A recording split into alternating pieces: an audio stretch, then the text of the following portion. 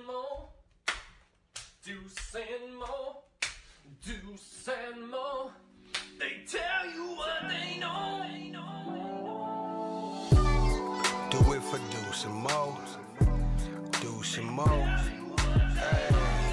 Do it for Deuce and Mo. When it comes to the Kings, it's my favorite show.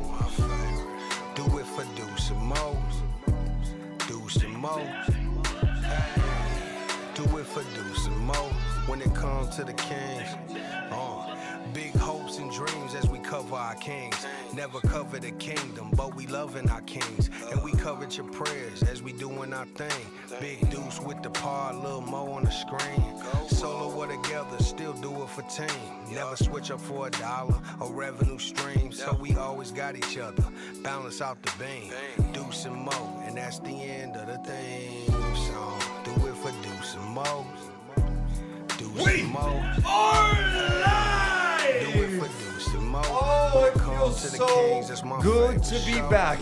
Regular season basketball is officially here. Game 1 of 82 is in the books. Kings fall short. How we doing, basketball sickos? Hey. Hi, Deuce. I really appreciate your energy. It's the start of the year, man. I like that. It's not like it was dog shit tonight. Are we kidding? No, I appreciate it. I appreciate it. And I'm so good. I don't know why I just said that. I'm so good.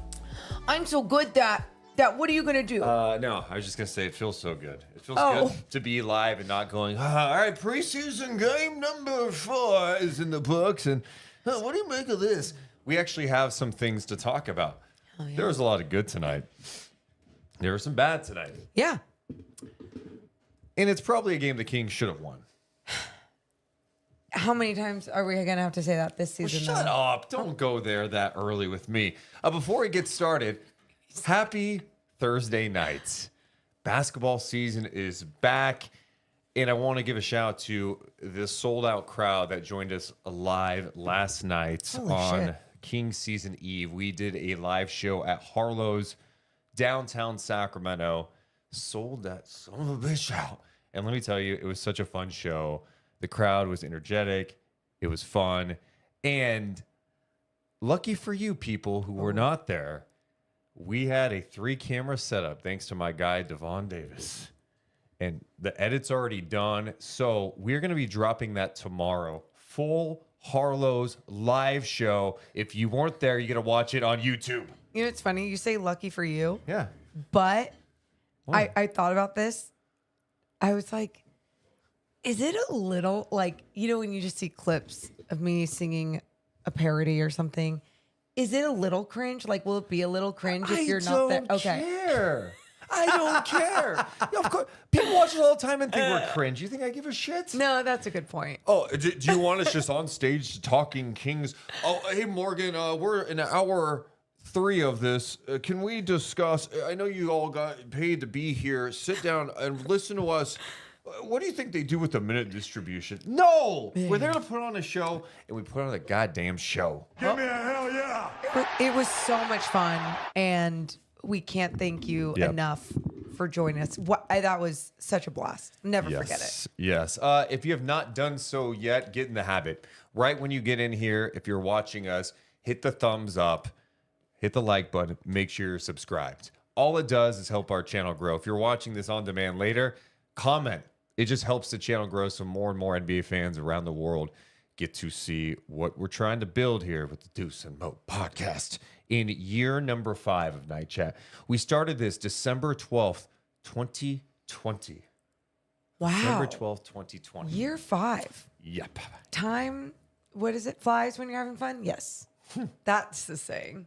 Time flies. There's been a lot of fun. That's what I'm saying. Considering they've had 2 winning seasons. No, like, I'm even with bad basketball, like, I've just had fun even just doing this. It made everything in life just so much better. So you're surprised by my mood a little bit tonight. Why is that? I think mostly because of your expectations. And again, but I think this is the most realistic and rational you are being when you say it's game one. It's game one, so day it's two, man. Yeah. Like, and I'm so with you. And They played a really good team tonight who was coming off a really ugly game in their opener against the Lakers. They had their chances, and now they got some shit they got to clean up. There's some stuff to figure out. yeah. You know, it's when you look around the league. I mean, first thing, the opener. It's one game. It's one game. There you go. You win tonight would have been awesome, but it's one game. Facts. I mean, look at what happened last night. Like, Houston loses their opener at home to Charlotte. That caught everybody off guard, right? Yeah, absolutely. Denver gets banged out by OKC tonight. Chet looking like an all NBA stud. What? Was that a little too aggressive? Yeah. Banged out by OKC tonight. They got clapped. Is that better? Yeah. That's good. I don't know. I love it. Yeah. Love it. Let's see what the chat thinks before we start the Let's show. see. This is our favorite time because what I learned after doing the show last night in front of people at that live crowd was I get the sense that those people aren't necessarily in the live chat talking after the game. Some, Some are. but not the majority. Yeah. Because this is like, I don't even know. We got to name the chat something because it's definitely just toxic city most of the time. I mean, you could call it. Yeah. No, I don't want to call. No, shout out to AK who says, "Hey guys, enjoy my late night snack before I go to bed and reload for game number 2." Hell yes, Love that. Appreciate that. Oh, we got some good people here. Chris says, "Talk me off the ledge, y'all." Dude, if you're at the ledge right now, You're going to be long gone into whatever. yeah. Let's see I don't even know. here. Let's Shouldn't be dark. Let's give some love to people watching. We got Brian in the house. We got Stocks and Slopes. We got Joel. We got Farmer Pleasy. What's a Whiteout Blunt? Adam R. Westside Kings fans in the building. Shout out to Ant Mans. Leandro. Hey, Chris. Alex, who says same stuff. Scuba says, let's lower the expectations, everyone. King Gibby. I hate some of you guys. Some of you guys are miserable son of a... shout out to Jake, Jason. You guys are all here. Appreciate you guys for being here with us tonight. Hell yeah. Oh my God. I love it though. I love that people aren't afraid to share their emotions with others. Ricardo says, it's must win on Saturday. Oh, absolutely. It's a must win. Huge must win. I mean, if you don't win that one, then how are you supposed to win 50 games in the season? You That's know? a good point, man. Thank you. All right. Benjamin, thank you so much. What's up, Deuce and Mo? Awesome show last night. Thank you. Appreciate you guys all being here. Make sure to hit the thumbs up. That should be at like 100 by now. Let's start the show. You ready, Morgan? Hell yeah. Deuce let's and Mo, go. we're coming down. 3, 2, 1. Hit my music. Deuce and Mo. Deuce and Mo. Deuce and Mo. They tell you what they know. Deuce and Mo. Deuce and Mo. Deuce and Mo. The podcast that you know. Hey, welcome into the Deuce and Mo podcast. Game 1 of 82 is in the books. So much anticipation. DeMar DeRozan's first game with the Sacramento Kings. And, oh, wait, a full roster intact? Kevin Huerter returns. Trey Lyles is back. We got bodies. We got depth. How was it all going to look tonight? There was some good. There was some bad. There were some things to fix. Sacramento falls short to the Minnesota Timberwolves, coming off a disappointing loss of their own in their opening night against the Lakers. They come to Sacramento and get a big win, 117-115. Julius Randle was a dog. Peace. Ant-Man with some big plays late, and Minnesota prevails in this one. It's so good to be back. 5th season of Night Chat with Deuce Mason, Morgan Reagan. How you doing, Mo? I'm good. I love that you like putting that out there. The 5th season. It's like you're super proud. I am too. I love. We've been doing this for a minute. It's kind of crazy. I mean, we didn't say after the 3rd. We didn't say after the 4th. You know, and it's like the 5th. You're like, yeah, that's a milestone. I like it. I was going through a lot of videos for our live show that we did last night at Harlow's. Yeah. And we had these videos that were playing pre-show. And I'm like, yeah. oh my God, it's changed a little bit since we started. Well, Just a little bit. And I know we're going to talk about this game, but really quick too. Deuce even said to me at one point, he goes, hey, I'm getting a little teary-eyed. looking through all these old clips. Like, this has been a journey. And I'm like, no shit, it has. Yeah. And here we are, season 5. Here we go. Here's Kings a crazy lose. stat. What? The Kings have never won a home opener in front of fans at Golden One Center. Whoa. The only time they won a home opener to start a season was when they beat the Suns, and that was in front of cardboard cutouts. Oh, well. So with fans in the building, they have never seen the Kings win a home opener. Isn't that crazy? Yeah, that's wild. And that's, Believe it or not, the 9th season of Golden One Center. Is that crazy? whoa. Yeah, this is the 9th season of Golden One Center. What the hell? Time flies. Yeah, dude, When man, it's you're really having fun. trippy. Whoa. Well, let's talk about the time we had watching this game tonight. There was some good, there was some bad. Where do you want to start? Is it the end of the game? I'm guessing. I'm guessing you want to go there. No, where do you want to start? No, Go ahead. no, that's you like it's start of the manipulating show. the situation. It's start of the new season. I'm not manipulating Good. anything yet. I'm not the puppet master. Where do you want to start with tonight? All right, Puppet Master, let's start at the end. The end of the game. Just where he wanted. Yeah, tonight's a game I look at. Game 1 of 82 for sure. But I felt like this was a game that the Kings should have won. They should have won this game. So when you say they should have won this game, where did they lose it to you then? Well, I think the end of the third wasn't ideal. Right. Right. That was not good when Minnesota goes on a run. And like, you just look, teams go on runs too. So I'm not trying to make that big of a deal about it. But like, ideally, you don't allow an 11-0 run. I mean, you're up double digits and then you go down entering the fourth. And now all of a sudden they're like feeling themselves. I just felt like Sacramento had them on the ropes. Okay. Yeah. But then, okay, you kind of get your shit together in the fourth quarter. And that's where, to me, the growing pains showed tonight, where the Kings at their best tonight were getting some good shots. There was some good offense. We saw some great things from Keegan Murray. We'll talk about him. DeMar did some awesome things. Fox early in that first half I thought was fantastic. Sabonis. But then I felt like the ball movement stopped. And fourth quarter, I don't know if it was because it was a close game, DeMar DeRozan goes into, hey, like, all right, I'm going to go to work here. Yeah. And everyone kind of stood around and watched. Uh-huh. Minnesota loved choppy. it. You played it right into their hands when you're taking tough Correct. twos, by the way. Correct. And so I just thought when the Kings were looking good tonight, Malik Monk, I failed to mention him. I thought he was outstanding.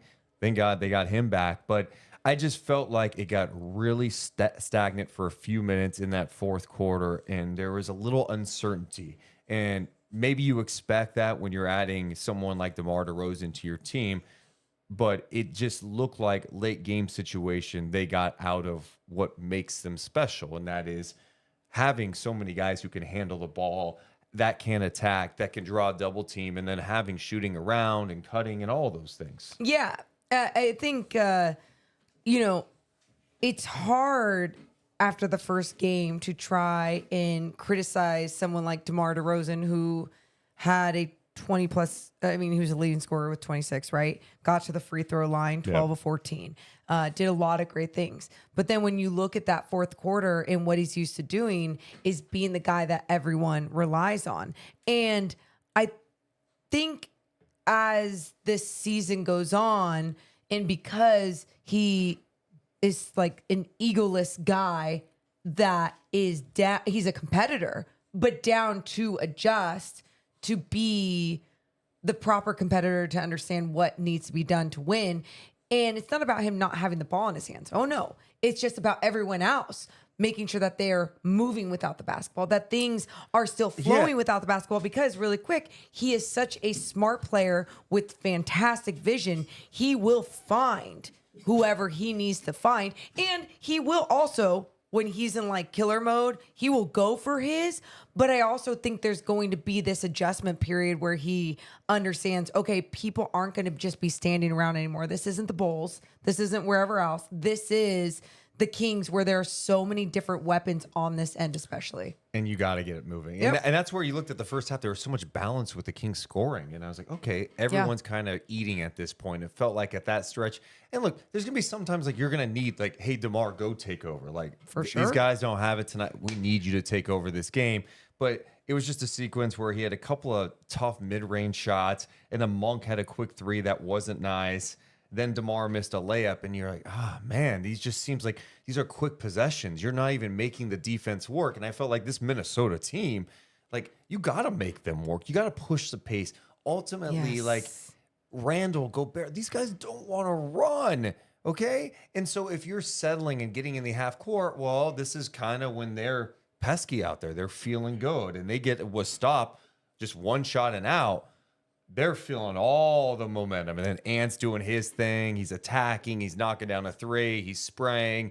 He took over this game in the second half when he had 9 points in the first half, and then ends up tonight, what did he finish with 32. So he was fantastic in the second half with a big-time second-half performance. But, yeah, this is something that I think when they go back and watch, you're like, yeah, dude, we left something there. For sure. You knock down a shot or two, it changes the whole game. Yeah, I don't think it's one individual's fault, that the game went in this direction. I think it was a series of plays, and then also what those plays do when you gamble for a ball and a three-pointer's made, and then another back-to-back threes are made, how it can deflate one team while enhancing the confidence of another team.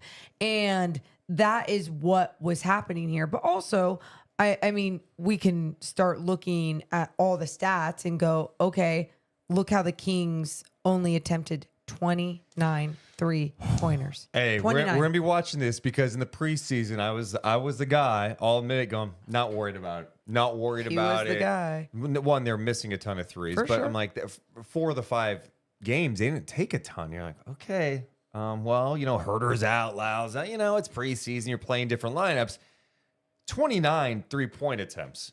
Well, that would be last in the NBA last year in 3-point attempts. I think Denver was at the bottom, just over 30 attempts per game from 3. Sacramento last year took 39. This is where we go back into in the fourth quarter, just settling a little too much. If you're getting the ball moving, like you're going to have opportunities to kick out and spray it and be able to attempt more threes.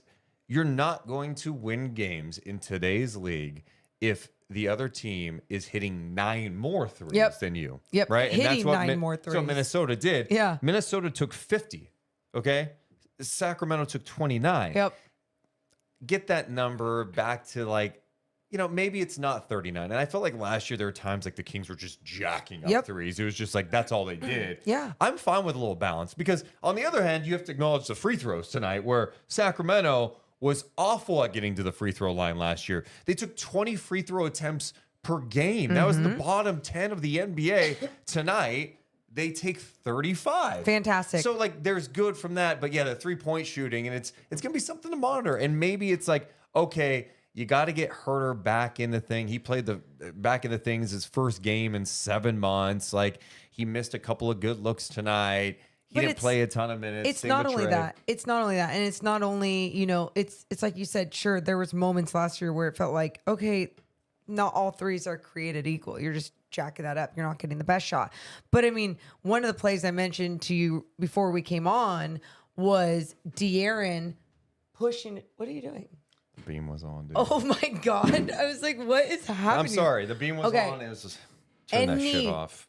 Anyway, one of the offensive possessions, De'Aaron pushing the ball up. He gets it to Kevin Huerter on the wing. Kevin Huerter squares up. De'Aaron backdoor. Kevin does a great job. Gets that backdoor pass to De'Aaron. The Minnesota T-Wolves defense collapsed. I believe Keegan's guy collapsed. Keegan's in the corner. He relocated with his guard, with De'Aaron. And De'Aaron finds him. And it's an open 3. And Keegan knocks it down. And my point to that is there could be a lot more motion and actions happening to create these great threes. And instead of creating or just being free and being like, let's just take some of these long twos or these mid-range shots. And we're talking about like middle of the fourth quarter too. It's not like, hey, this is crunch time, final minute. All right, we're just kind of, we're going ISO mode here. Right. It's like, no, you got to keep putting pressure on this team, make them work defensively, and get good looks. I can live with missed shots. I can't live with like just missed contested shots or quick shots by the offense. And the Kings had a stretch of that in that fourth quarter. With that said, they stayed in the game, and it was like, hey, final minute. I mean, they ended up taking the lead at one point. And you're like, okay, are they going to be able to execute down the stretch? And that's kind of what we're fast forward to. Malik Monk, dude. God, I love this guy. This guy instantly comes and has an impact like he usually does. Remember, he didn't have a good preseason, missed a couple of games, and he comes in with the juice immediately. Mm-hmm.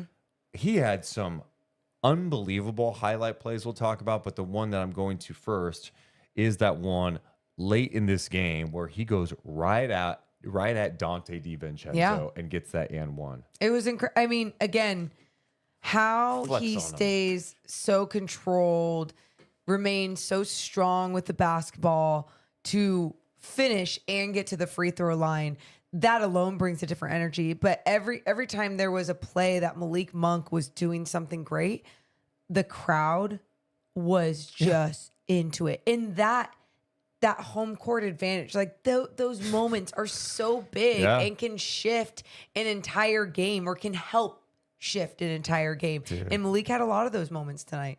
What a weapon off the bench. Yeah. How about the move he had on Joe Ingles? Oh my, Joe Ingles. Yeah, Joe Ingles did not last long. How many minutes did Joe Ingles end up playing this game? He played 5 minutes. Yeah, Finch was like, okay, he's out on the perimeter trying to defend Monk, and Monk just juked the shit out of him and dunked it. That was fantastic. Monk also had another nice finish, a beautiful footwork and a little reverse on Nickeil Alexander-Walker. Yep. I mean, he had some brilliant plays. But anyway, that was a nice and one. He knocks down the free throw, so that was significant. This one killed me. What? So the Kings are playing some nice defense. They force, I can't remember if it was a missed shot or deflection, whatever. The ball lands in Gobert's hands, and Sabonis arms extend. Like, no, do not chest. Go back to defend your with chest. your chest, Yeah. man. It's Gobert. And so you put Gobert at the line, which, some cases you're like, well, that's not a bad thing. But you just don't want that situation. I'd rather Gobert force up some bullshit because he's going at Sabonis' chest or trying to go through him. Maybe there's an offensive foul. Whatever, than putting your arms out extended to push him. He goes to the line. Of course, the asshole makes both free throws. The asshole. I mean, it's just like, ugh. But that was a tough one. And he also Sabonis had another foul where Keegan, I thought, was in kind of bad defensive position on Ant. Ant took that lane to the basket, went hard. Sabonis comes over to try to get a stop at the rim, but fouls him. Are you talking about that last for him to go to the free throw line? Yeah, that was with 2.2 to go, and that's got us to 117, 115. Yeah, I mean, it was a foul. It was tough. When you look at a player like Ant, like, that's what he's supposed to do. He's supposed to draw that foul. It's going to be really hard to remain vertical and do what you're supposed to do as a defender, which, by the way, the Kings, we'll talk about that too, I thought did a pretty good job against Ant throughout the game. I also thought Ant wasn't, in his rhythm as well. He didn't look like the first game where he really couldn't find his rhythm, but still ended up scoring close to 30 points, where tonight he ended up finishing with 32 on 10 of 24. Yeah. He got going late though. Yep, he did. And that was bound to happen in some ways, right? But again, you look at that final play and then you look at a few of those mistakes at the end, especially with Sabonis and some of those fouls. It sucks. It is what it is, but I just hate that we have to talk about the end of the third quarter and what that really meant for the Kings. What? Shout out to the chat, by the way. Gobert actually made just one of those free throws. He did not make both. That's right, because I had my notes down wrong. So Monk had the and one. It made it 114, 114. Then he hit the free throw to make it 115, 114. Then Sabonis fouls Gobert. He makes 1 of 2. But still, Okay. The whole point is you don't want to put him at the free throw line in that situation. It's just not ideal defense by Sabonis. Yeah. And so then, I mean, I guess you look at all that, you go to the end of the third, and just a lot of those mistakes being made. You look at the first half, the T-Wolves only had 10 points in the paint in the first half.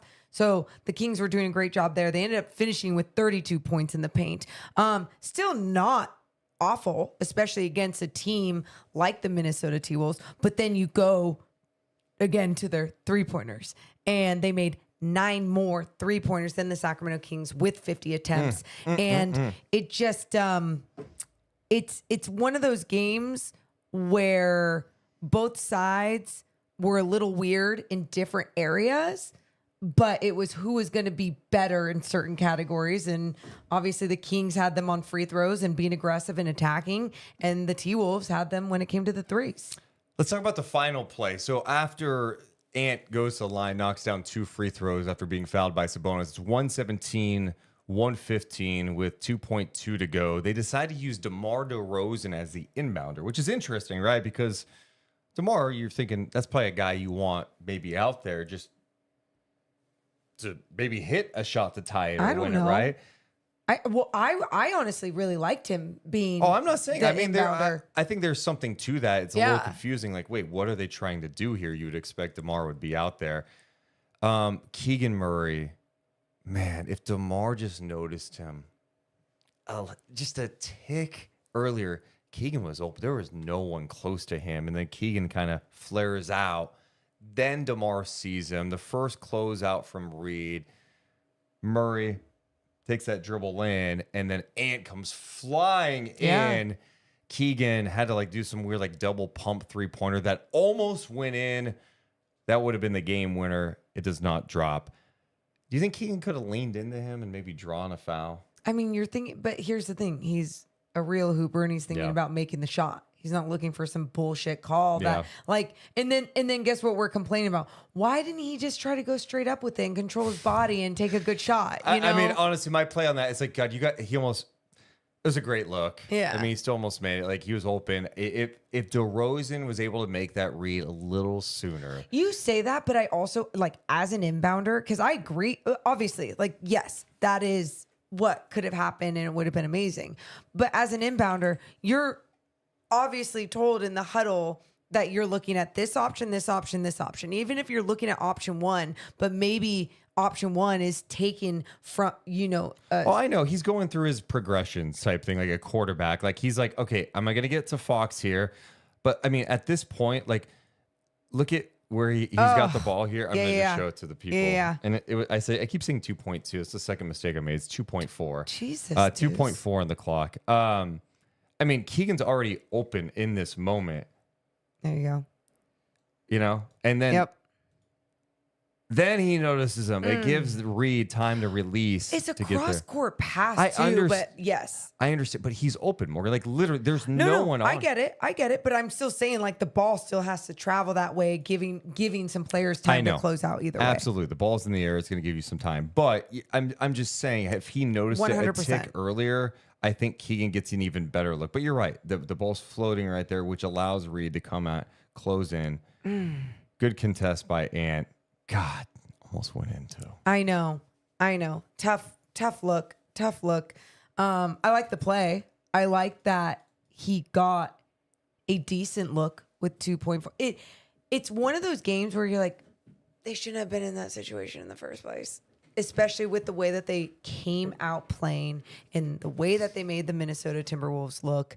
I didn't think the T-Wolves were going to necessarily look like they did against the Lakers. I was hoping for a little bit more dysfunction, but there was a lot of inspiration, Julius Randle especially. You knew they were going to come out and play a much more engaged game in this game tonight. They looked so bad against the Lakers. It was just, they got outworked. They weren't physical. They got crushed on rebounding. Randall fell asleep a lot. And I'm like, they're going to come. I mean, they're just better than they played. And they were still in that game in moments where, like, God, they played like dog shit and they were almost in striking distance to win that game in LA against the Lakers with 80 going off. So you knew they were going to come out better. Randall's killed the Kings in the past. I thought Randall in the first quarter, I was just like, I was throwing my hands up during the game going, I don't know what you do. Like, he's one, you kind of want to live with Randall shooting threes, but they were still contesting him, and he was knocking them in. He hasn't shot the ball well from three in a few years. I'm not trying to diminish his talent, but like that's just a numbers game. I'm a big Randall guy. He plays his ass off. He plays hard. He's passionate. When he's engaged, like he could be really special. Then you see the first game, you're like, what are you doing? But tonight, dude, he was making everything. So he hits a couple of threes, and then he's like in the paint, just throwing up junk, and it's dropping. He ends up in this game 33 points on 13 of 17 shooting. He was 5 of 6 from 3. Yep. I mean, and think about it, he only had 3 free throw attempts. Yeah. Hit 2 of them. You know, this guy was just making so many of his shots. And you say even throwing up some. I just thought the way that he was like being aggressive and bodying through people. It's his game. He's a tough shot maker. And he is. But we've also seen the Kings do a decent job against some of these stronger people, you know, stronger players out there. And it felt like there was no answer for him. And that kind of scared me a little bit because it was like, oh shit, exposing the flaws again, the size. Yeah. I mean, I know we haven't jumped into the things we liked tonight. We gave Monk a little bit of love, so I'm glad. We're going into like what we didn't like tonight.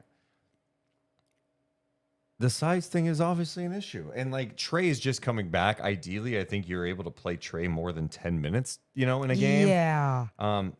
The numbers for minutes are just brutal for Sacramento. I mean, DeRozan plays 42 and a half minutes tonight. Keegan Murray played 43. Sabonis played 38. Fox played 37. This is game one. It's early, but I'm like, that's not sustainable. And I know Mike Brown kind of said as much after the game, like, hey, I can't like let that happen. But like, yeah, that's not sustainable. But in some regard, you're like, well, you want to have Keegan out there. Like, Keegan's cooking. He's rebounding well. He's playing good defense. And, you kind of need DeRozan's strength out there. Lyles isn't all the way back. Like, this is the roster that McNair has put together where they're leaning heavy on some starters and they don't have wing depth. They don't have that length. They don't have that size. Like, who's a good option to go throw out Randall? And ideally, maybe it's someone like Trey, but like, he's his first game back after a groin injury. Also, wasn't there a point in the game that Malik was, he was like basically the backup point guard? Yeah, that's kind of what they went with tonight. You know, Jordan McLaughlin did not play. The one thing I'll say I don't like either, and Keon Ellis. Like, Keon Ellis has to play more than 11 minutes on this team. Has to. And I understand, you know, the pushback on some of this is, well, yeah, we need spacing out there and, you know, 3-point shooting. But even if he's not guarded the same as like a Kevin Huerter, I've seen Keon Ellis hit 40% from 3. Yeah. For years now in the G League and the NBA. Yeah. And what he does defensively, like 11 minutes, that he's playing the Davion Mitchell role. That's what I said. Same thing to Chelsea. I was like, I'm getting Davion vibes. And the difference is just like that. Keon's got greater size, can defend multiple positions, and he can hit the 3 on a consistent basis. He helped change the Kings defense last year. And I understand if you want to roll with Kevin Huerter as a starter, and you know, Huerter only played like 19 minutes tonight. They leaned heavy into like Monk with DeRozan, Fox, Keegan, and Sabonis. But you have to find time for Keon. I'm not saying it's easy with the minute distribution. That's tough. I get it. But like, Keon, to me, is too impactful for when he's out there to play 11 minutes. A big enough sample size of what we saw with Keon Ellis last year to believe that, right? I don't know. And I don't want to go in that direction yet, but I'm with you. The impact that we saw, especially defensively, especially when Mike Brown is talking before the game about keeping this team specifically out of the paint. Like, that's going to be super important. They did a lot of that, But then when it was going in a different direction, you could have and add that perimeter pressure Here's a with great Keon example. Ellis. What? Doug McDermott tonight. What was the point? I think size and shooting. But there was one play, defensively, multiple plays, but one where he's like the weak side defender, and it's just like, okay, and he went under on a DiVincenzo 3 Yeah. that Dante missed, Yeah. which was he missed it, and I saw Doug go, oh, my bad. He said my bad, but it's like, no, there's no my bads, okay? You've been in the league a long time. First game. No, but no, this is the thing though. I would much rather have those minutes. Standards. I'd much rather have those minutes go to someone like Keon Ellis. I understand. Like what? I understand. Yeah, and I mean, and again, Unless is this just leaning now? Like this Kings team's just gonna go, hey, you know what? Defense. We're just gonna lean into shooting and deal with it year. because we want spacing with that. But I still maintain that Keon can space the floor. yeah, Give more of a yeah. sample size. Hit some open threes. Express and guess yourself. what? They're not gonna throw some more all those doubles at Fox and DeRozan. You came in so good and calm. First I know. game. I know. But and guess what? Mike I'm Brown. a Keon guy. I just like but dude, Keon. stop. Mike Brown's going to make 1 million more adjustments in these first 20 games. Okay. Yeah. Like- I know. I get it. And there's going to be, yes, he's trying some things out, the feeling out process, blah, blah, blah, blah, blah. Yeah. I mean, you I get literally have to when you have an entirely new roster. And I say entirely new. It's the same thing when I told you when I was watching one of those videos where it was just a whole bunch of guys. I was like, oh, yeah, Sasha isn't here. Oh, yeah, Davion isn't here. And there was like 2 others. And I'm like, oh, shit. Yeah. There are a lot of different pieces on this team. So, yeah, sometimes those things are going to take a little bit of time, even for coach to understand what direction he wants to go, what works best. A couple other things I did not like. Some of the defensive mistakes I thought in the third that got him back into it. They were gambling a little too much. Fox gambled on one. He tried to steal on a pass to Conley, and then Conley got open and knocks down a 3. And you're just like, oh, this is shifting. And it's just like, all right, guys, just lock in. Because I thought overall the defense tonight, from a team defensive standpoint, based on the personnel that they have out there, I'm like, they battled, they rotated well, they seemed like they were in the right spots, they were contesting.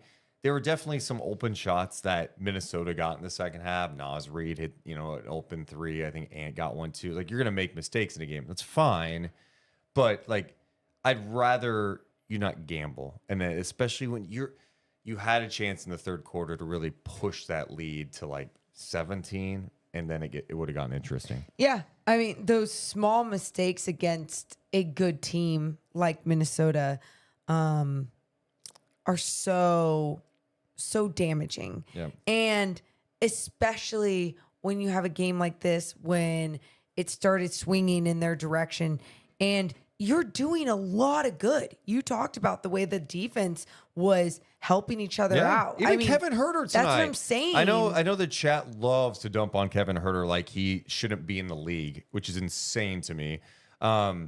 He played his first game in 7 months. You have to go back to March. His first game. He didn't play in the preseason. His first game tonight. He ends up playing 19 minutes for Sacramento. Had 2 points. He had 4 rebounds. In his 19 minutes of work, he's 0 for 3 from downtown. One of the looks was just in and out. You're just like, God, that one couldn't have dropped for him. But I thought from him on a team defensive standpoint, he didn't get exposed early. No, I think his effort was at a whole different level, and maybe his thinking was at a whole different level of understanding of, okay, I'm going to get more opportunity if I can provide something else on this end of the floor, because he might be hunted out at times. But I mean, wasn't there a time he was hunted out and it was against Ant and he like stayed with or contested, had his hand up at the rim or something, got into the paint, whatever, but then did a good job contesting. And it's like those moments matter, especially with a team that doesn't have the personnel known for their defense. Scotty in the chat says 7 months for a sprained ankle. No, he actually dislocated his shoulder and tore his labrum and had to get surgery. Yeah. So the shoulder came out, labrum torn, and they went, we got to fix that. So no, believe it or not, Kevin Huerter did not sprain his ankle. And when you have something surgical, like there's a lot that goes into it, even mentally. Yeah, like getting back absolutely. into it and trying to be physical with people. That's why I will say this, with everything that was going on, I still was surprised that he was just in that starting role in this first game back. Yeah, I don't I know we haven't care, talked but- about that. Yeah, I was surprised. I would have leaned into you start Keon, I bring know. Huerter off the I know. bench with Monk and get him going that way. You could stagger him still playing with Sabonis too. Like he can come in and still play with Sabonis and get some DHOs and get different looks because, like we just talked about what Keon can provide. I think from Mike's perspective, it's probably there has to be something too with like. He is 6'7". He's got size. They don't have a lot of size out there. Right. And just have some more size out there from a spacing perspective. Like NBA defenses are going to treat him differently than Keon Ellis. They are. I mean, because he has a reputation of being a 38% 3-point shooter in this league. He's done it for multiple years. He just has more of a body of work than Keon Ellis. And so it makes it tough if you're an opposing defense. Like, oh, do I shade off here? Do I leave? I can't leave Kevin here. Because, but I need the help on Fox. Or I need the help on DeRozan or Sabonis. You become really dangerous in that situation. Now, Kevin's got to ultimately knock down some shots, but also first game in 7 months. Absolutely. So. And positive seeing him back out there on the floor. Positive seeing Trey Lyles back out there on the floor as well. Let's get to some good then. Okay. Did we do too much bad? No, I think we were coming into this. I love that we're just having this conversation. Yeah. I think coming into this, we were like, oh my gosh, there was so much good. I'm excited, even though they lost. It's first game, blah, blah. And then once we were talking about the bad, it made us go to some darker places. I had one brief Keon thing that I just had to say. The Keon and the Julius Randle just, really exposing the size. Sometimes it's like sometimes inside he did. I thought again some of the threes he hit. I'm just like, okay. No, I get that. It wasn't in, but I was talking about the inside. Yeah. I mean, like he was efficient as shit. And it was. I thought it was an entertaining game. It was like I was really pleased overall with like, okay, like for as bad as the preseason looked at times, like clunkiness because it's preseason. There was a part of me is like, okay, are they ready to like compete against a team that's going to come in a little angry, that is really talented? Yeah. Like, how are they going to look? And I'm like, dude, they had moments where they looked really good tonight in the first game for DeMar DeRozan in this group. I think my favorite thing about tonight was Keegan Murray. oh, same. I loved his game tonight. He was fantastic defensively. Again, they're asking a lot of him. Like he's going to be on different matchups. Like he made life more challenging for Ant. They were doing everything they could to make sure Ant wasn't being defended by Keegan. Keegan was switching and making life hard on other players. And he was also doing a great job rebounding. He led the team in rebounding with 11. With Keegan taking it like jump, you need him to be as good as he was last year defensively and then some, especially defending against some of these bigs. But the next thing you need to do is like, I need you to rebound better. He showed signs of that last year. To start tonight with double-digit rebounds, win. Well, the double-digit rebounds, one of the first things that I wrote down was him on the offensive end crashing from the corner. Fantastic. Didn't get the rebound, but he tipped it. Yes. He tipped it to somebody. And I was just like, that aggressive nature on the boards, doing the little things, as Mike Brown says. It's so... Well, in the fact that The effort. I know it's early in the season, but 43 minutes for him tonight and playing that defense and what he was doing offensively. I thought the Kings looked their best tonight when Keegan Murray was active in the offense. Yeah. Getting him some touches. How about that nasty turnaround Dirk-esque fadeaway mid-range jumper he nailed over Naz Reid? His game's pretty. No, and that's it. And his confidence is there as well. Like the understanding of what he needs to do out there on the floor. And we'll keep talking about Keegan, but you talk about that combination with someone else with a skill set like De'Aaron Fox, just that speed alone. All these things need to be utilized to the fullest. And to the fullest is not abusing it either, right? It's making sure you find a balance of how to use it. And I think sometimes with Keegan, it's like, oh, we want more. It's like, no. I don't need to see a whole bunch more. I just need to see games like this from him where he is just being aggressive, crashing the boards, playing his defense, getting his shots. People are finding him as well. He had 23 points. The other thing I was excited about with the 11 rebounds and 23 points, 5 of 10 from 3. And Keegan last year up and down from 3. Sure. But specifically last season, he took a dramatic drop off on corner threes. So his rookie year, he shot 44% on corner threes. 44%. Last year, 32% on corner threes. So that was a big time drop off. Well, tonight, 3 for 3. Hey. Keegan Murray's shooting 100% from the corner this year. Hey, 100%. What? So no, anyway, that? my point is it's just encouraging to see him knock down shots, be aggressive, look for his. Because I think, to be fair, it's something we both brought up after they got DeRozan. It's like, okay, like how is it going to be balanced? You know, like you don't want Keegan for what he can do at his size, 6'8", 6'9", to be disappearing like he's getting 4 shots in a game. I need this type of Keegan. That was the biggest question. The narrative that people try to put out there.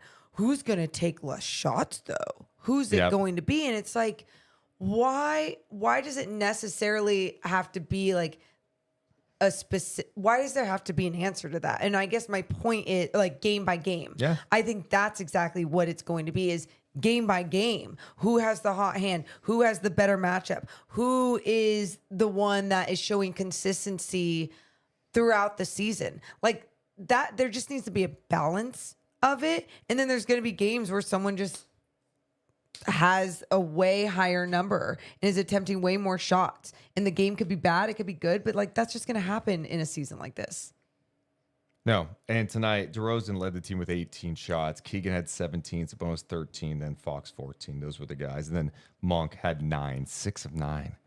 Monk needs some more shots, man. Yeah. Get it going. But I mean, Monk in his 26 minutes as well, right? Yep. That's Mike Brown still figuring out what he's trying to do with the rotation, timing, all of those things as well.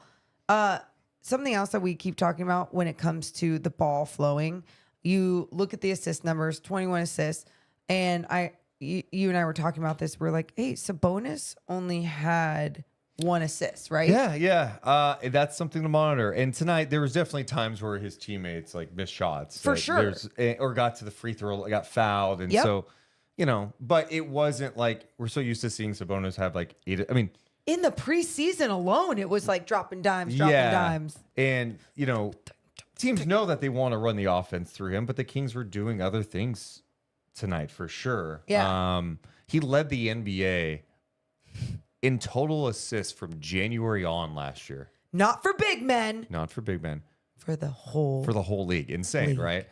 So to see him with 1 was kind of crazy. And that's where I go back to, these situations where it's like, hey, there's 7 minutes to go. It's okay to get him the ball at the elbow and let's orchestrate our offense. Let's get some action going, right? And that's where the Kings, I thought, got too stagnant. And that's what was really disappointing. Yeah. And going to those assists, though, I thought you made another great point when I said this, though. You were like, yeah, but, at least De'Aaron had 11, right? I mean, that number alone, I didn't really notice until we were going into the podcast. I was like, holy shit, he had 11 assists. He had 15 points. I didn't love his game in the second half. He missed some good looks. The one play I did love late is he had a wide open mid-range shot. That was the one where the rebound went off his fingertips. They challenged it out of bounds. That sucked. But like that was a great look. He just missed it. But yeah, I thought he came out the gates like I was like, Jesus, this guy is everywhere on both ends. First play of the game, he rips it from Randall, gets it to DeRozan for the score. Defensively, getting deflections. He was attacking. He had some beautiful moves on McDaniels, a guy that has given him problems in the past defensively. I'm like, oh shit, okay. And then late, it just seemed like he couldn't get into any rhythm. But again, I thought they were forcing it too much. It was and clunky. tough shots. Yep. It was clunky tonight. Yeah. It's fair to say it was clunky, and they still scored 115 points and had a chance to win. Let De'Aaron be fast as shit. I know it's hard to score when Gobert's there protecting the rim, Nas Reed, whoever, you know. I understand, but like you see that he's capable of adjusting his game when he is in there as well with floaters, with a mid-range shot. And I wanted to see him continue that. He banged knees with Dante DiVincenzo early on in this game. And I was really worried about that. By the way, What? that was a play where also Dante, are we allowed, we're allowed like forearm shivers now? Just like boom. Like Dante goes right at De'Aaron, extends his arm, no call. No call.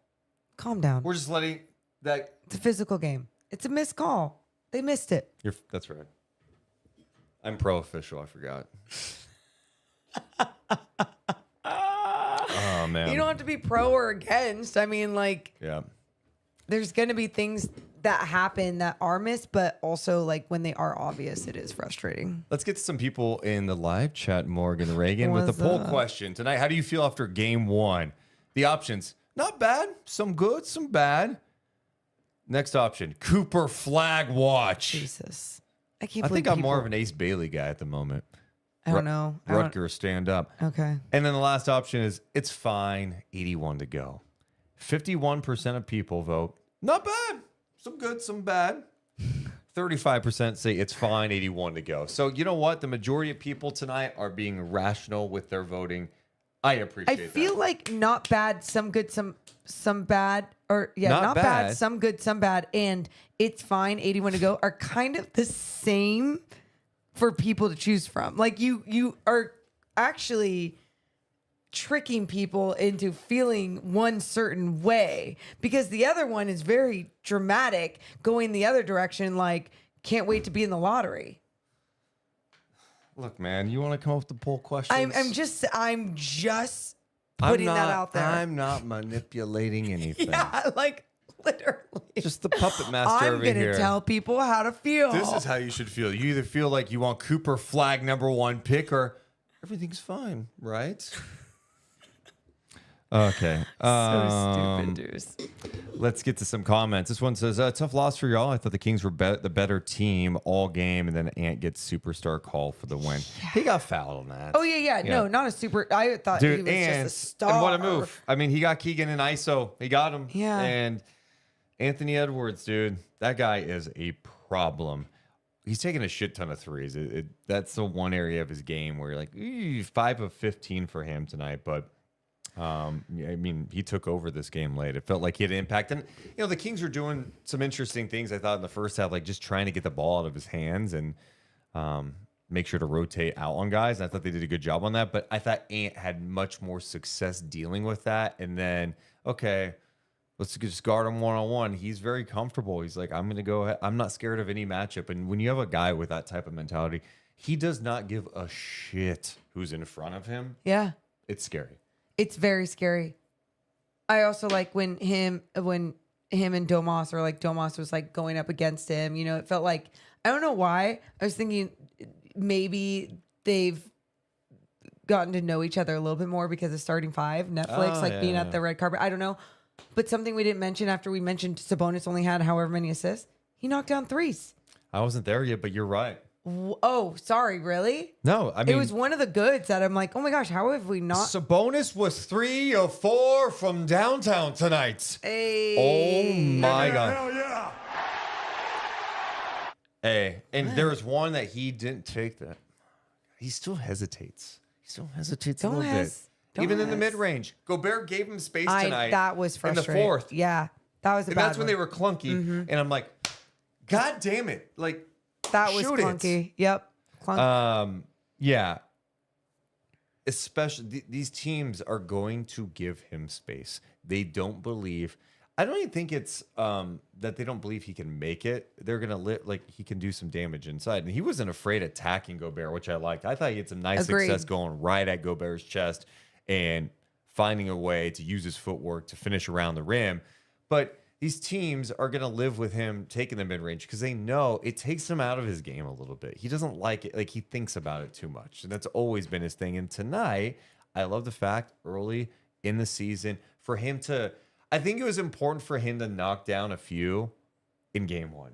I agree. If he went like 0 for 4 tonight, He'd it'd be like, well, let me take it on back. because he was 1 of 9 in the preseason, Yeah. and all of a sudden he starts 0-3, 0-4, and game 1, maybe he's second guessing, and so I think that he's a confidence guy. He sees it go in a couple of times, he'll keep launching them, and yeah, I mean that would be a game changer if he's able. Obviously, you're not going to knock down 75% of your 3-point attempts, but in a game where he can knock down 3 or 4, that's massive. Gobert had to respect it a little bit throughout the game and had to think twice about it as well, right? And so that's exactly what you want teams to do. So if we can see around that many attempts and it actually go in, great.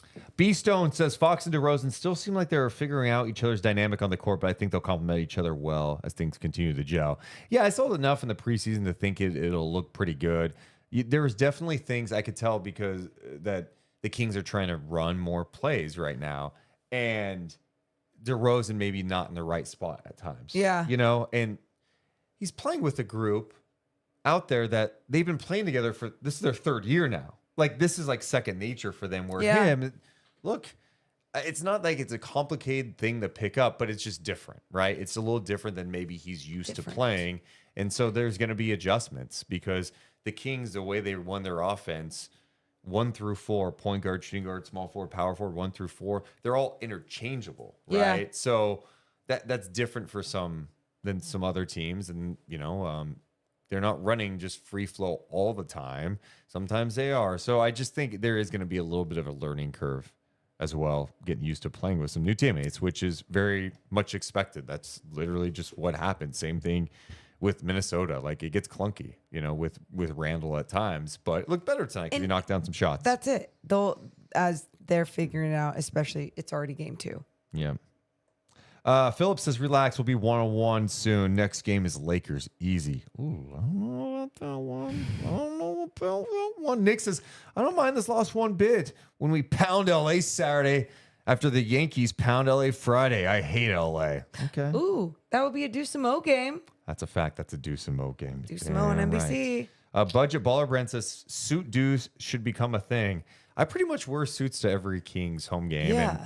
And, breaking news at this hour. Oh, what are you breaking? Not only is Deuce Mason with Morgan Reagan on Kings pre and post game live for Kings Lakers on Saturday, sources close to the situation tell us tonight Deuce Mason will be on Kings Live pre and post game a lot more this season. I thought we already said this. No. Oh, I don't think we did. Holy shit, you're breaking it right now. I mean, yeah. Oh. Yeah, breaking news tonight, this hour, we can tell you. We have a key what report? Personnel, a key race alert is usually what it's called. Oh, yeah. We have a key personnel alert. We got a Sacramento, California, capital city.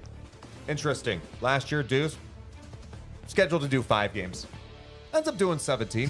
Good, healthy number, showed growth. There's a good trend going for Deuce in Sacramento County. It looks like it's flipping his way a little bit here, okay? If you start looking at this map, California in the background, capital city, Sacramento, city of trees, farm to fort, capital, whatever you want to call it. It's looking good. Deuce Mason, looks like that number is trending toward 50. Think about what that looked like this year. It's trending toward 50. We'll see how it plays out, but interesting numbers to watch. Wolf. Your face is on the graphic. We're all on there. I know, but I was on his Game graphics on. last year. I got Keon Ellis treatment, I'm playing 11 minutes. We just want to play in every game.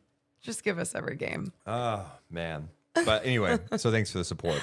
Yeah, that's hilarious. For those who don't get, that was my John King impersonation. I haven't done it in a while.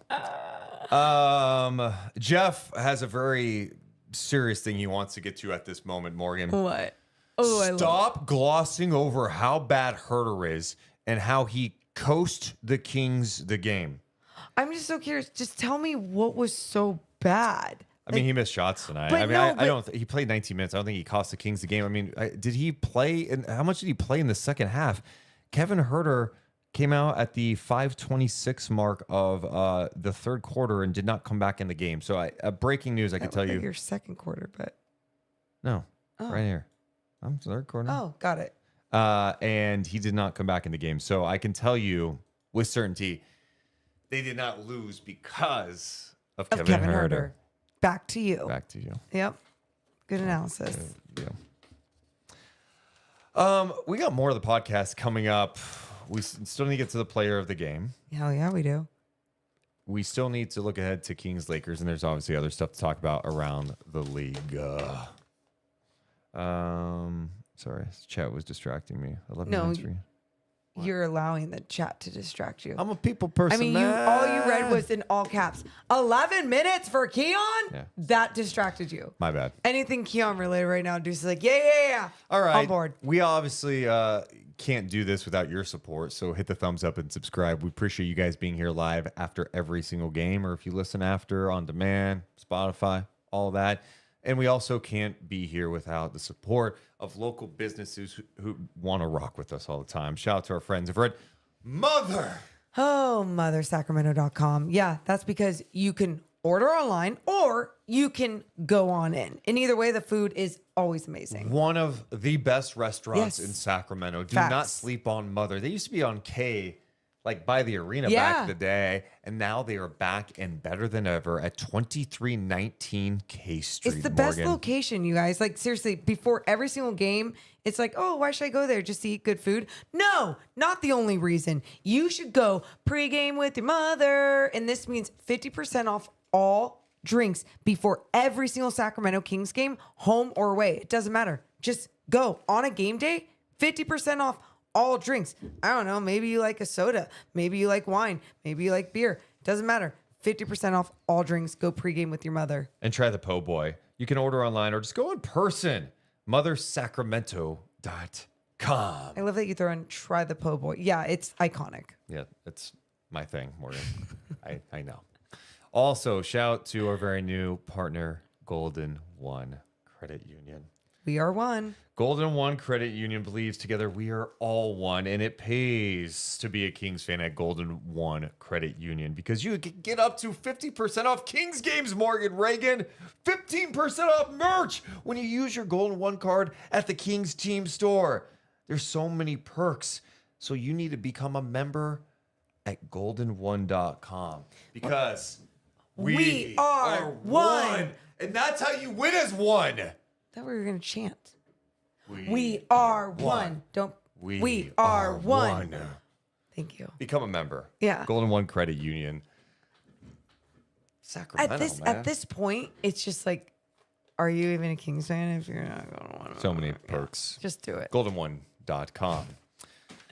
Also presented by our friends over at Northwest Exteriors. They are back with us again. They also bring you the player of the game we'll get to.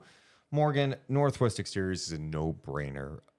Getting new windows on your house changes the value of your house. It makes your house not freezing in the wintertime. It keeps you nice and cool in the summertime. Energy efficient. It's a game changer. And that's not all. They do HVAC. They do HVAC. They do windows. They do a little bit of everything. But when you think about the new HVAC system that is now right here in the Deuce and Mo podcast studios, and you think about when it was hot in October, and I was like, oh no, are we going to be able to use the HVAC like anytime soon? Yeah, it was 100 degrees in October, and the windows were keeping the heat out. The HVAC was keeping it all cool inside, and money was being saved. So make sure to check out Northwest Exteriors. Yeah, check out northwestexteriors.com. They don't subcontract out. All the people who have been there at that company have been there forever. northwestexteriors.com because they are Simply the best. Trust Northwest. God, you're hitting it. Good job. Well done. Pause. What? Nothing. Let's get to our player of the game. Okay. Who would be your player of the game? You're simply the best player of the game. Think- Who would be yours? Okay, mine. Keegan. Yeah, it is. Oh, It's you didn't say it. Keegan Murray, the simply the best player of the game, presented by Northwest Exteriors. He had 23 points, 11 rebounds, 2 dimes, 8 of 17 shooting. He was 5 of 10 from downtown. Missed that one late. That would have been for the win. Man. Yeah, Oh. that was tough. But you look at his whole game, 11 rebounds alone, just being aggressive on the boards, making his threes, being efficient. I loved it. And also, that doesn't even show what he was doing on the defensive end, right?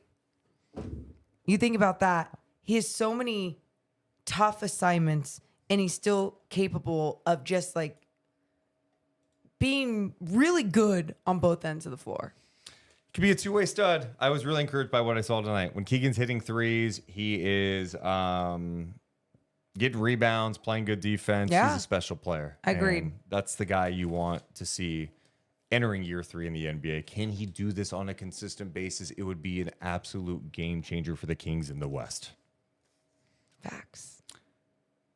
We mentioned free throws as good too. Oh, we mentioned we mentioned it early. 35 free throw attempts for the Kings. Yeah. Do we give them any credit for only missing 7, even though they missed a couple in the fourth? I want to lose my mind over. Here's the one that killed me. DeMar DeRozan, he was 12 of 14 at the line, but he goes to the line in the first quarter, misses his first one. I'm going, no, you can't. You're like an 85% guy. We can't have you missing free throws just because you put on a Kings uniform. Is this a Sacramento thing? Should I be concerned? Anyway, the Kings go 28 of 35 at the line, 80%. I'll take it. I'll take it, especially after what we witnessed last year. I'm not setting the bar low. I'm just more like, first game, can we keep making our free throws? They got to the free throw line a lot. And I think that number alone excites me, especially against a team that has so many bigs, so many rim protectors. And we saw De'Aaron have so much trouble against length in McDaniels last year. And it just didn't seem to be a problem for him in tonight's game. Next up for the Sacramento Kings, SoCal, a visit with the LA Lakers on Saturday night. Am I excited for it? Not really. I'm a little nervous. I'm nervous too. Okay, what makes you so nervous, AD? Speaking of AD for a second, did we give DeMar DeRozan enough love for his 26 points? Because I feel like he did have 26 you points. You totally have ADD I don't feel like you're reading things. Are you serious? I saw you. Of course I'm reading things. It's night chat. I read the chat. I was waiting for you to respond about McDaniels and talk about how bad he's played the last 2 games. You want me to add to that? Yeah, I agree. He hasn't looked good. He's making a lot of money, and if he's not able to lock down and play adequate defense, and he's not being more of an offensive option for the Wolves, thank you. Then yeah, that's a problem for them. Next, DeMar. You want more on McDaniels? No, I want more on DeMar. I agree. DeMar tonight.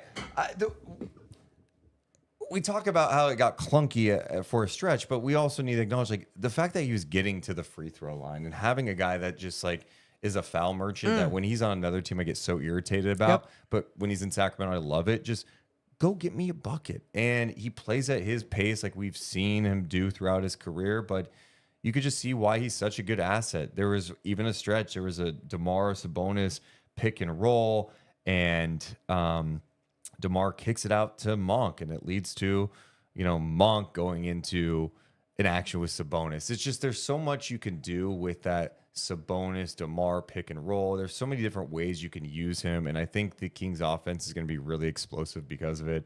And then just the fact that you have a guy that can go get you a bucket and get to the line, I think it's going to be really good for Sacramento. Yeah. Once they iron out some of the issues offensively. Absolutely. I'm excited to see how it comes together. And I want to see them keep playing fast, too. That was something that they started the game with doing, not just because of De'Aaron Fox, but obviously getting stops as well. Minnesota wasn't playing their best game, but I think this entire roster can play fast. Even if DeMar is used to having more control of the basketball, it's not like, oh, he's willing to play fast. No, he's capable of playing fast. So, just little tweaks here and there as we continue on into the season. He also had 8 rebounds in the game, too. 26 points, 8 rebounds for DeRozan in his debut. Keegan with 23 and 11. Sabonis had 24 and 8. So 3 players with 20 or more for Sacramento in this game. Hell yeah. Okay, Morgan Reagan. Yeah. Kings, Lakers coming up next. You were like, oh, I feel like I'm a little nervous for this one. Yes. And I think Kings fans, I'm just going to say, tap the brakes a little bit, acting like, hey, just because you slapped around the Lakers last year I think this is a different Lakers team. And I know they've only played one game. They will be on the second half of back-to-back. They're playing Phoenix on Friday. Cool. So I'll have to watch that game. I thought watching their first game against Minnesota the other night, they looked like a well-coached team. You know, like Anthony Davis played like an absolute menace. Yep. When AD is playing like he did against Minnesota, there's not many that are better. Like that's a top 10, top 8 guy if he's playing both ends like that. He had a 36 and 16. He's hitting threes. He's playing fantastic defense. I think JJ Redick's going to put him in a great position to succeed. I just think they look like a really engaged team right now. They look together. It's one game. They could look like dog shit tomorrow night, whatever. But I'm just saying, like, I'm not looking at this going, hey, man, Kings they're smack around the Lakers. I think it's going to be a hard game. I agree. I absolutely agree. And I also think the Kings, it's not when I say it's going to be a hard game, I think sometimes people just look at it like, oh yeah, they have AD and LeBron, so of course they have the star power, they're going to win whatever. And it's like, no. I just think it's going to be one of those games where the Kings defensively have to make sure that they're doing everything correct. For example, if Kevin Huerter's out there and if he's getting hunted on the defensive end, like tonight, he did a great job of keeping his hands up, being in the right place at the right time, remaining aggressive. Just all these little things that I was excited to see with his first game back. And I think because he was uber focused on what type of effort he needs on that end of the floor. And it's going to be difficult to keep that up. And is that sustainable for him every single game? Well, you got to make it if you want to remain out on the floor. The one thing that the Lakers really struggle with Sacramento, and we always talk about the Sabonis stat, like AD has never beaten Sabonis. Like Sabonis is 11-0 against AD for what that's worth. It's more of, I actually just like the stat to troll more than anything. I understand like what's it really mean. It's not like it's just those two fighting it out right in a game. But it's a good troll thing to do. The Kings guards destroyed the Lakers last year. Yeah. No answer for De'Aaron. No answer for Malik Monk. No answer for Davion at times, right? Like, so I think Fox is just, God, I should actually look up his splits real fast against the Lakers last year because he was just like disgusting against them. Let me do splits Lakers. And who, I mean, you ready for this, Morgan? Yeah, but okay. Last year against the Lakers, Fox averaged in 4 games 32 points a game, 32.5 points a game, 6 assists. Let's go to game logs too, because this will be actually kind of interesting to look at. Also against the Lakers last year, so the Kings won all 4 matchups. The first game he had 37. The next game he had 44. He had 21 and 28 against the Lakers. He cooked them last year. Yeah. I mean, he felt, and it's like you said, there wasn't much of an answer for him. And I think what he started doing a really good job of was understanding what he could also do against bigs when he is in the paint. It wasn't, oh, I'm going to look for the foul first. I'm going to look to make my shot first and look to make the best shot. Is that in the mid-range? Is that a floater? Is that going into the chest of Anthony Davis? You know, like he just made some really great decisions. So, yeah, I think you have that type of mindset, push the pace, consistent pace, get that ball moving, keep the Lakers on their heels.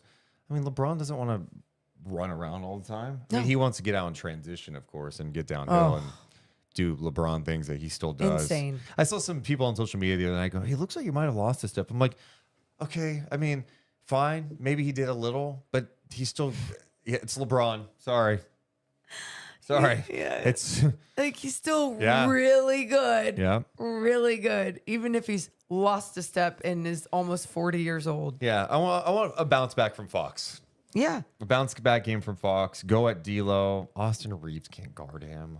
You say a bounce back, but I thought you just want a more But see, here's the thing: how is he supposed to have this? I guess he could still have more of a dominant game. He was 6 of 14. I don't think he was great in the second half. He No, missed some and good that's looks. fair. I would say in the second half because you have 3 guys scoring 20 plus in your. I mean, I think Fox could have had 20 plus in this game. They could have 4. Okay. Seriously. He has a better game. I love the even scoring, and though. like it's De'Aaron Fox. Like the guy averaged 26 a game last Yeah, year. yeah. Like we can say. No, there was just so much I think I liked about his game, but you're right. In like, the first half, I thought I loved everything. Yes, and that's why in the second, if he could be a little bit more stronger in those areas, sure. And DeMar going back home to LA. Yeah.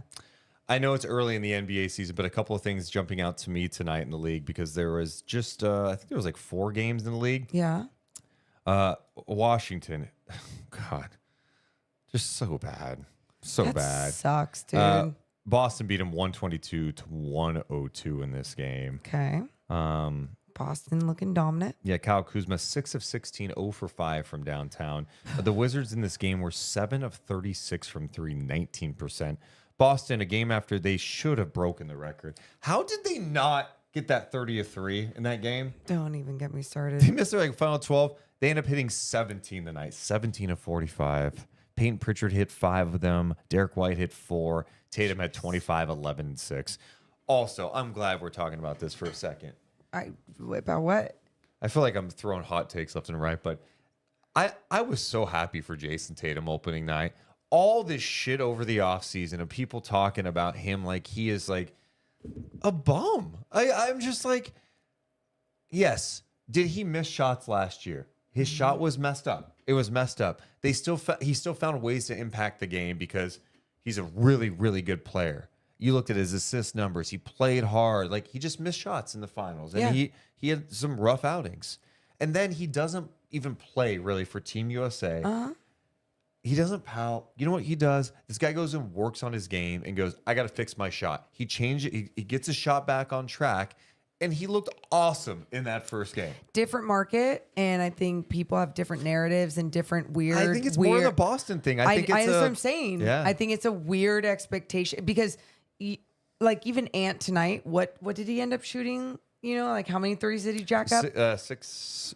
He was 5 of 15 from 3. And if that was Jason Tatum, exactly. And so my point is, I just think it's very strange, and I'm so glad I'm not in a market where they just have very irrational standards for some of these people. So I'm with you. So Boston now 2-0. That was Washington's home opener. They lost in that game by 21-22 to 102. Dallas San Antonio was interesting for a bit. Dallas got on a heater and kind of took over that game.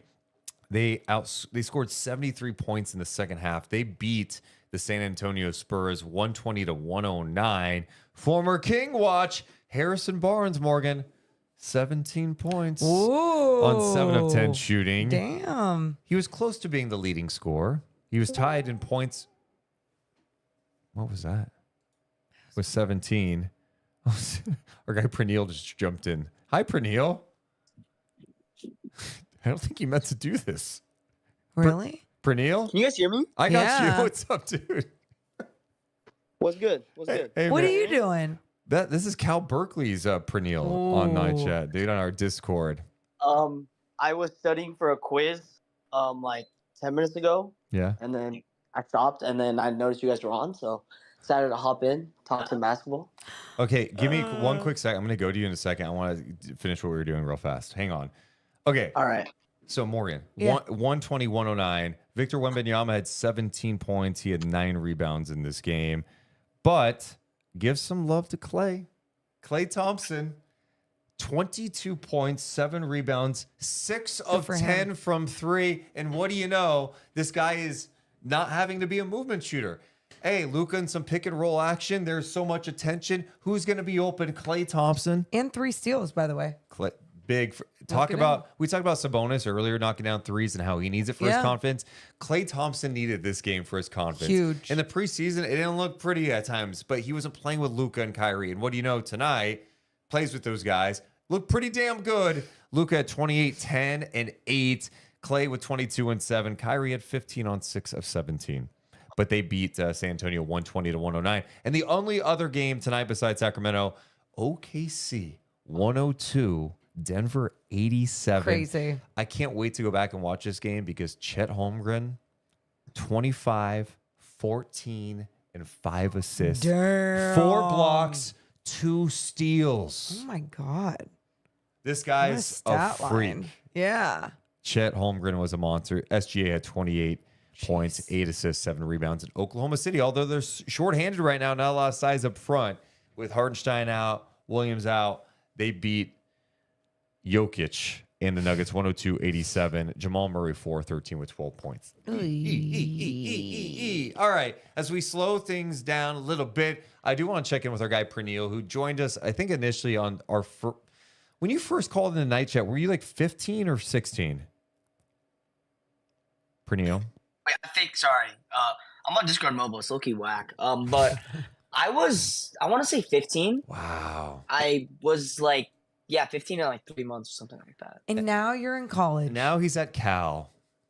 Yeah, it's pretty wild turn of events. Watching them Can't believe it. choke a game against Miami. How crazy you got to witness that. Anyway, let's not harp on Cal Berkeley's issues as a football program. Pernille, what do you think of the game tonight? What did you like? Let's start this. What did you like about tonight? One thing, that Cal game was not like a one-off thing. We've lost 4 straight games where we've choked leads. It's horrific. I don't even know what they're doing. It's pretty bad. But on the Kings, first things first, Keegan Murray looked amazing. I thought for a chunk of that game, he looked like our best player on the court. I'll be honest. Like he was everywhere defensively, offensively. He was hitting threes.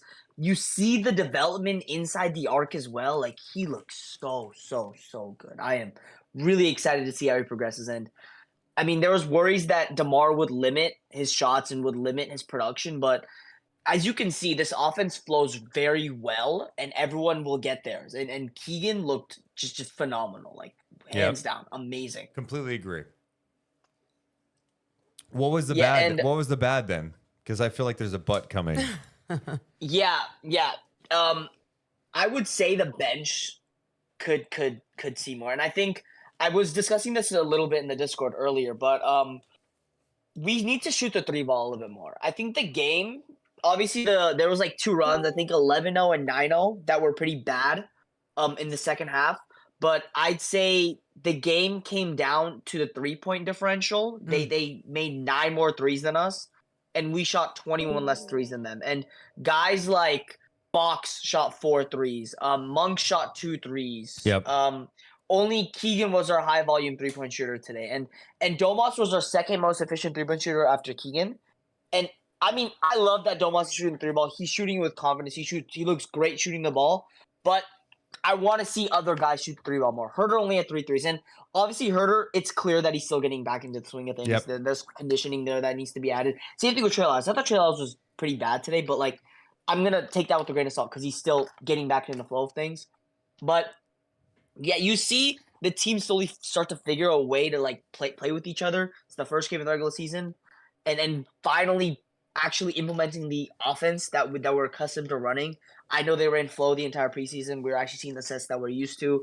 I remember seeing. I think there was a couple plays where you would essentially have Huerter be at like the top of the key. You'd just do a little post entry to him and then run splits around him. And I thought that was a really cool wrinkle that they added. And everyone was moving. It looked great. It's just you need to like shoot the 3 ball a little bit more, and then the bench needs to look a little bit better. The number that will come with time. The number that I threw out earlier is, they shot 29 threes. That would be last in the NBA last season in 3-point attempts. So yeah, and I think they left some on the table too with like some of the decisions to take some tough mid-range shots instead of like kicking out and moving the ball. So I thought overall, like I like how they competed tonight. There was definitely some good, and you see like, okay, they could be a really explosive offensive team. And I thought they even battled with the size a little bit. They didn't get crushed on the glass. It was pretty close, 42-38. Keegan rebounding well. Keegan was amazing. Amazing on the glass. Yeah. So now the one thing we mentioned earlier, Morgan agrees with this, I think, is just like 43 minutes for Keegan, 42 for DeRozan, 39 for Sabonis.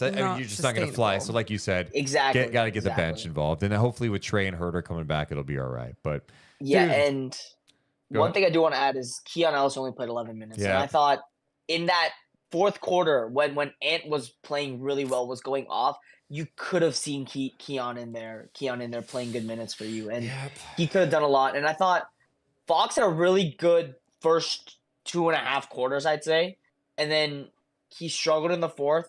I thought defensively that was one of the better games I've seen from him, and if he keeps that intensity up, this team will be completely fine defensively. But I would have liked to see Keon a little bit more, especially in that fourth quarter. And he had some decision-making lapses. You can see him still also getting back to the swing of things. There was that steal that was fun, and then he just shot an errant floater, which was just can't really happen. But, like, I would have liked to see Keon in there, especially for the defensive side of things. But I agree, overall, the way I see this, we looked on the exact same tier as Minnesota in our first game. Like, this team will compete. This team is in that upper echelon, without a doubt in my mind. Like, let's go, everything I saw today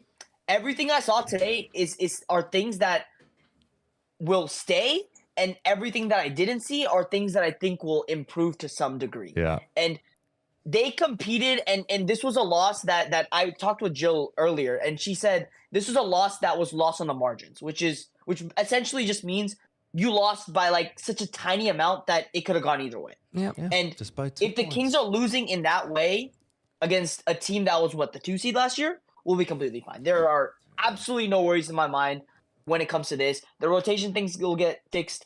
The scoring, like the shot distribution will get fixed. And this team looks good. The offense looks great. Defense looks solid. And I'm really excited for the new year. I think they'll be fine. Let's go, Pernille. Appreciate you checking in, dude. Good hearing from you. For sure. And I'm excited for new year. See you Let's guys. go. Yeah, we'll talk to you soon. Bye, Pernille. You pump you up a little bit there, huh? A little. Okay. Let's get to a couple of these Okay. because they're here. I mean, they just show up. Yeah. And I just want to be nice. What's up, Joel? Oh, what's up, Deuce? Thanks for bringing me on. How are you, man? Hi, Joel. What's on your mind? Hey, Mo. Well, to be honest, the thing on my mind is if you lost the tie for Pernille, will you lose some buttons for me? That's Joel, funny. You're such a creep. And it's creepy. Deuce is unbuttoning as he speaks to you. That's I don't have ew. control of my the handwrite. The real puppet master is Joel. Joel, relax. I'm a prophet. Okay, Joel. Okay, I'm relaxed. Sorry. I was a little hot. Proceed. What do you have? What do I have? Man, well, first of all, couldn't get into the show last night. The bouncer was holding me outside against the wall, and he said that you guys were sold out, but he didn't like my ticket that I printed out. But that's okay. Did you, wait. Are you being serious? Yeah, I was trying to get in, and he was like, "No, sorry, they're sold out." And did you bring couldn't get in. You brought really a fake ticket? Did you really bring a fake ticket? I brought a fake ID, fake ticket. Don't know why I had a fake ID. You're You're so trolling. full You're of trolling. shit. You're trolling, but that's funny. That's a funny one. Good bit. Yeah, you could have sold it better. C minus. Thanks, dudes. Well, anyways, I thoughts about the game. I was really impressed by how well DeMar DeRozan just seamlessly fit into the Kings lineup. Like, he just went out and got his, and it looked like he never left Chicago, to be honest. He was super comfortable, and he played super well with Sabonis as well. I thought that both of their kind of dominating presences did not clash, and they fit very well together. Look at him being. And I by the way, know. Joel's a Warriors fan, so Yeah. like for him to like say anything, like I'm a little caught off guard by his like basketball analysis because typically what he does is just make Troll. no, he doesn't troll. He just makes creepy comments about me. I don't know. That's not true. Oh no, in our Discord he does. Oh, well, not. No, yeah, you but- don't read it. But True. that's fine. But he doesn't make creepy comments like. You don't on- understand what I have to deal with creepy comments, Morgan, on a regular basis. Oh, it must be so hard. You do not being get those type of a comments. white man in America. No one ever tells You egged me on, dude. Yeah, I know. Yeah, no, I thought DeRozan. It got like we talked about earlier. Like there was definitely stretches. It looked awesome. There were stretches where, oh, okay, they're still trying to figure some stuff out. But ultimately, yeah, DeRozan's a great basketball player. Like he knows how to play the game, and so I think it's gonna be a good fit. Yeah, absolutely. And are we gonna cut the bait on Trey Lyles? Or are we keeping him around because he looked like a sack of potatoes tonight? Okay, you go with this is like nice thing. And then this is his first game back. He didn't play the goddamn preseason. Okay, I didn't realize that. That's fair. Yeah. thank okay. you. Okay. All right. He didn't realize it. All right, Joel. Do you have anything else before we go? That's all. Good to hear your voices, guys. Great job tonight. Bye, Joel. Oh God, it's ridiculous. All right, last one. What's up, Jask? Hi guys. What's up, man? What's on your mind? Nothing much actually. I think today actually was a good game for both teams. Fair.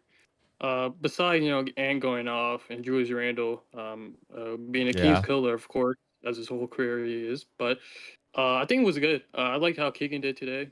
Double. Of course, shout out to him. He did good for my fantasy. Shout out to him, of course. Shout out to Domas for my fantasy too.